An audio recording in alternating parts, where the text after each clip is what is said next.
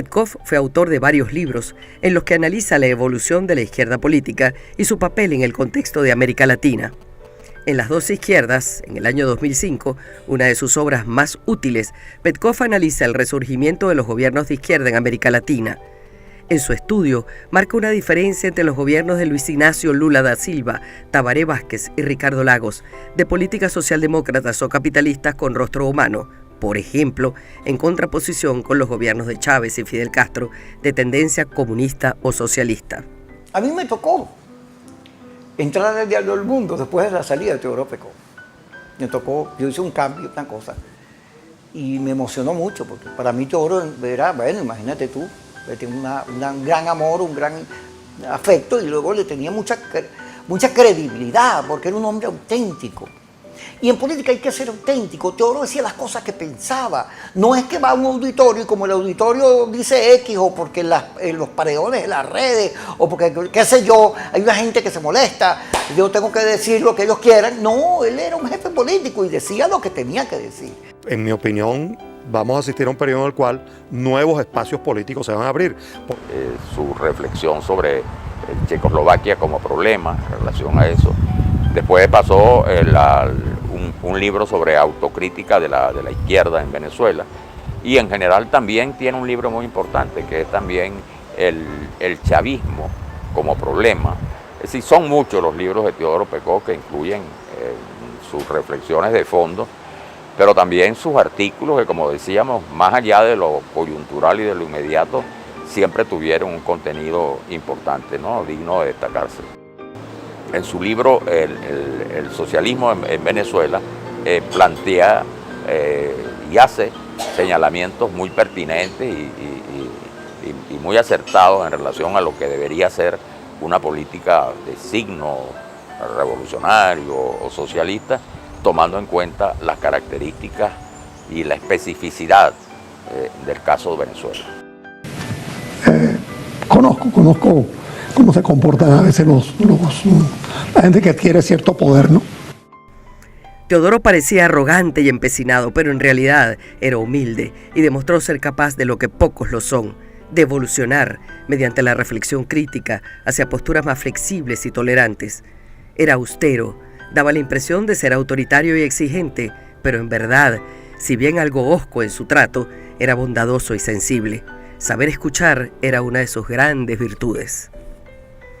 En 2015 fue galardonado con el premio Ortega y Gasset en la categoría de trayectoria profesional. El jurado aseguró que reconocían de forma unánime la extraordinaria evolución personal que le ha llevado desde sus inicios como guerrillero a convertirse en un símbolo de la resistencia democrática a través del diario que dirige. Acompañando a la necesidad de rescatar los viejos valores de solidaridad, justicia y libertad. Teodoro era un hombre modesto, aunque la gente no lo crea, porque tenía mucha sonoridad política, intelectual, pero era muy modesto. Él no estaba buscando, por razones distintas a estas que estoy diciendo, no estaba buscando ser jefe de partido, candidato presidencial. Él llegó ahí porque tenía que llegar ahí. Él fundó ese movimiento, él estructuró el pensamiento de ese movimiento y por esa razón él tenía que ser la expresión de ese movimiento, sin buscar unos votos más o menos en territorios distintos. Teodoro era un hombre polémico por excelencia y como hombre polémico por excelencia no podía pretender ser unánime, que sus ideas fueran tomadas en forma intachable, ¿no?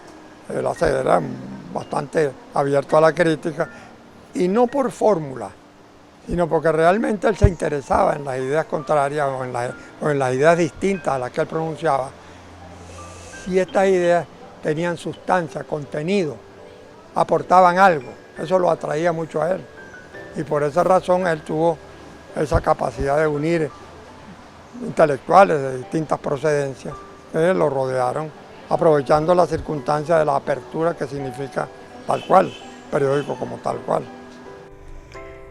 Teodoro Petkov dejó 8 hijos fruto de sus varios matrimonios. En los últimos años estuvo alejado de la vida pública debido a la enfermedad que lo aquejó. Falleció a los 86 años en Caracas.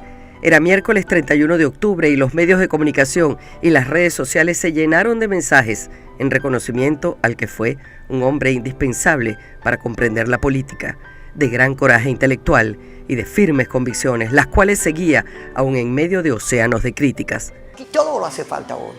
Uno ve este cierre, este empate catastrófico que vivimos. Uno dice, bueno, aquí hace falta la reflexión de Teodoro. ¿Para qué? Para avanzar, para crecer, para preocuparnos más por la gente que por el poder. Teodoro Pecó, sin duda alguna, es una referencia política en Venezuela fundamental, y destacando que combinaba su condición de militante político con su condición importante de pensador, de escritor y de venezolano comprometido plenamente con su pensamiento y con lo que consideraba debían ser las respuestas a la problemática venezolana.